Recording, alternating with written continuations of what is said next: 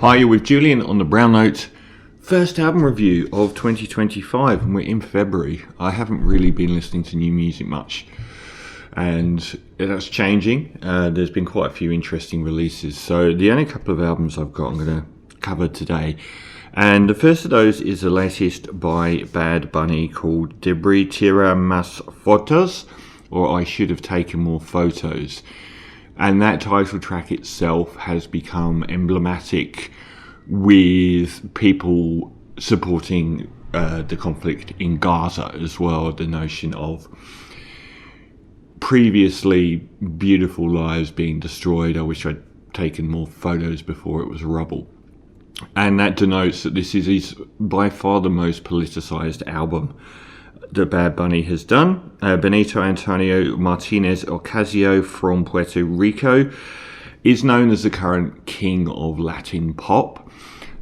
Itself has gone under enormous success over the last decade, like probably with someone like J Balvin or Sooner, if I said that right, achieving a great deal of prominence, and for the first time in history, English language popular music being at times usurped. I think the number of videos that had more than 1 billion streams on, a huge number of pop videos on YouTube that had more than 1 billion streams, a huge number a few years back were Latin pop music, or urbana, or whatever you want to call it, reggaeton if you want to get into old school terminology, which doesn't cover all bases anymore anyway. And it's Bad Bunny that has probably ridden that most. And I have actually reviewed a few of his stuff on my show and featured X100 Pre from 2018, YHLQ MDLG from 2020, and Un Verano Sin Ti, his most prominent album. I believe he was the first person to have a #1 album on the normal Billboard album charts that was entirely in the Spanish language. And he's been known for his feel-good politics on things like gender and sexuality and so on. This is very much an album that is relating to his birthplace of Puerto Rico. And if you don't know the story of Puerto Rico, it's a state of the United States of America that I don't believe is allowed to vote. And in recent years has gone through the most appalling economic hardships, which is based around the fact that whoever was in charge years ago committed the nation to spending an absolute fortune of money, borrowing money that couldn't pay back. And then when the global financial crisis hit and interest rates rose, defaulting on enormous loans, and those loans being bought up by venture capitalists. So buying up dead debt for $1 for $100 worth of debt. Similar thing happened in Argentina. And instead of saying, get fucked, the powers that be enabled these venture capitalists to actually cash in on these debts, which subjugates Puerto Rico to and people that didn't agree to those loans, such as a teacher, having their pension fund raided to pay for it, and committing Puerto Rico to an incredibly poor future where they're seconded in their own nation to being basically rent seekers as large conglomerates buy up beachfront land and force them out, and where they're basically forced into working in tourism. Great Anthony Bourdain episode on this, by the way. So anyway, this album has become noted for being quite a politicized album. It's weird though, I'm going to say much as I did about the Un Verano Sin Ti album. There's no doubting this guy's talent, but there's one major thing that is stopping me, and I'll go into that. It's an early album of the year contender. The thing that I like, and I'm going to get I don't know Spanish that well, I'm going to get the titles wrong, and I'm not going to understand the political depth of each song's lyrics, so I'm going to screw that up for a start. But the one musical element I really like on this, there's that whole sort of rhythm of Latin pop, which is so overused. I really like the fact that there's a lot of sort of native Puerto Rican music and also like sort of Cuban salsa that creeps through here, and not just that same urbano beat over and over. I think that's the definite high point of this album, and you can hear that on the opener Nueva York, which there's lots of like horns and pianos and stuff from salsa that you hear throughout the album, which is a massively welcome kind of music. I really should get into like Cuban salsa music more, as I've always found it very appealing. And it's an album that sort of goes between two pillars for me. One is Rosalia's Moto Mami, as a sort of almost art pop album, and the other is Charlie XCX's Brat. It sort of veers between the two, but unfortunately the third pillar here is Drake, and I will get into that. The second track, Voy a Llevarte Pa, is very much back into that sort of urbano pocket, sort of reggaeton sort of style. And the third track I thought was, the 6-minute third track I thought was absolutely superb. Baile Inviolable. I'm not really sure what that means. It's got some very welcome horns in it, even if they do sound a little bit synthetic. It's a very epic track, which almost pulled through Buena Vista Social Club vibes, which is never a bad thing, I don't think. And he uses his voice well. I guess if there's one complaint I have about Bad Bunny, and what I loved about Ozuna, if I'm saying that right, it's been a few years since I've heard any music from Ozuna, is Ozuna had the most beautiful singing voice. And Bad Bunny has this very barky voice, which has become overwhelming on some tracks.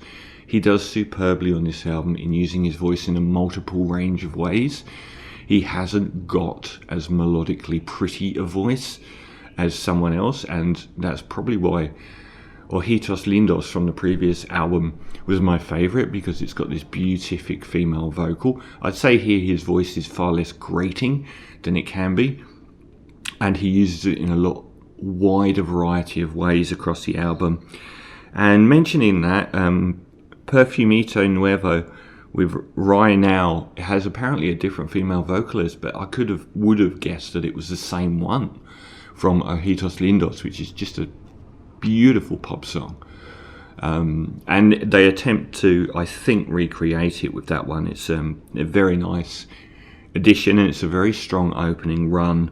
The track 5, Vueltita, is it's got a nice sort of weird low end to it, and like the first 5 tracks are exceptionally well paced, and it really feels sculpted as an album at this stage.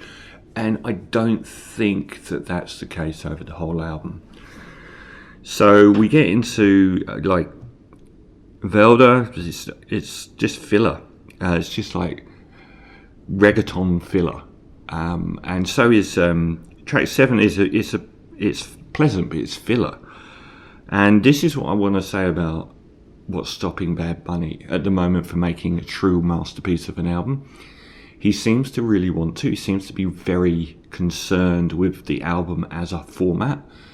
And what he's doing is what Drake does. And if you don't understand how streaming works and why streaming should have no relatability to previous sales records, it's this. Drake releases albums with 20 tracks on. The reason he does so is he gets double the streams of a 10-track album. So he continually releases very long projects to game it so he tops the charts, which leads to an awful lot of filler, and that is definitely the case with this album. There is a lot of filler, and I feel like if you'd have taken out about 5 tracks from this album, it would be a masterpiece. But that's a lot of filler to wade through. I thought the track 8 was a better use of that sort of normal reggaeton / urbano sort of rhythmic stage, Que Tuto Te Cree. I thought that was a nicer one. And there's a ballad, finally, with almost beatless, possibly auto-tuned vocal performance from Bad Bunny. But it's a very nice song, Boquete. Again, track 10, filler.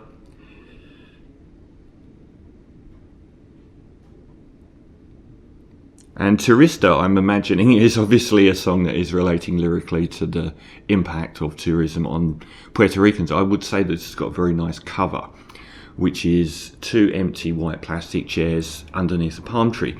I assume that relates to the absence of Puerto Ricans from their own country in some way. But it's quite a striking cover about absence, I'm assuming.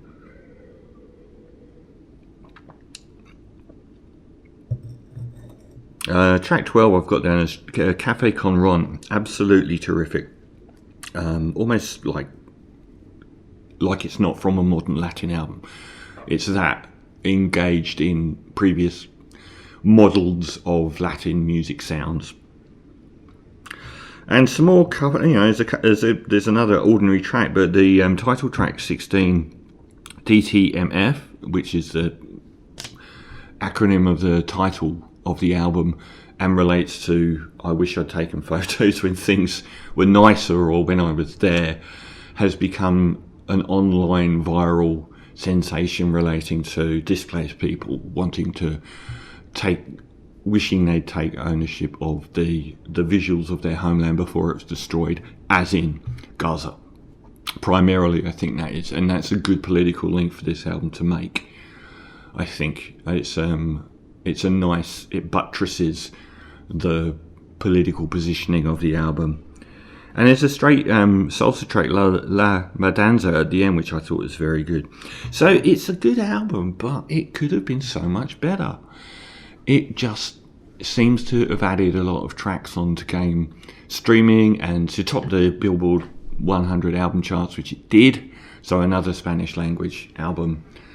Part of the mix. I'm sorry I can't go through the individuality of each track. I don't like reading up on albums too much when I review them either, but it's another very strong album let down by filler. And I think if we had concentrated on 10 to 12 tracks on here, it would be a masterpiece. But as it is, Bad Bunny, and I'll have to read the title again, DeBÍ tirar más fotos. We should have taken more photos, or I should have. I'm going to give it a 7.5 out of 10. It's still a very good album. I think as an album of the year, like the last one, I think I gave exactly the same score for exactly the same reason.